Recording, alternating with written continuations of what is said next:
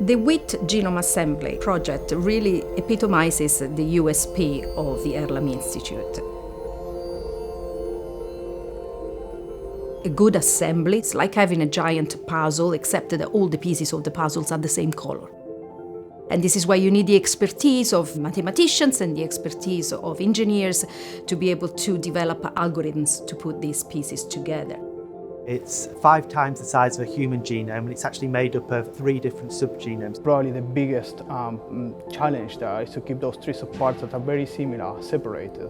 2014 there was this big project funded by BBSRC. At that time we have just been working with technology development in the lab to produce data that was good enough for us to know that we could solve that problem. We worked with the Broad Institute in MIT and Harvard to actually use a technology that was developed there to sequence the human genome. We had a kind of starting point in a technology that we thought could potentially work. So we generated all the data for the project and tried to run it in our supercomputers, and the first thing that happens, like massive crash and everything crumbled down. So we spent basically 6 months hitting our heads against kind of different kind of code and reshaping these tools to work with this level of complexity and with this volume of data. So finally, the day we solved the last problem, and we started comparing these results with all the other available kind of pieces of wheat sequence at the time, and they were so much better. So at that point we knew that it was like a great thing for everyone.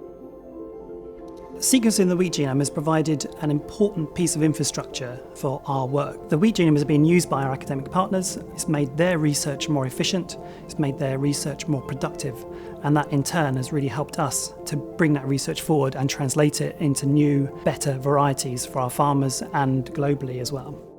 What we did is we tried to come up with a pipeline that could basically assemble genomes. So when we finished the project, we got a genome, we were very happy, we presented it, the community was very happy, but straight on, we started exploring kind of assembling more genomes. It allows us to start to ask fundamental questions about plant evolution. So it's becoming this model, not just a crop, but an important model for plant scientists.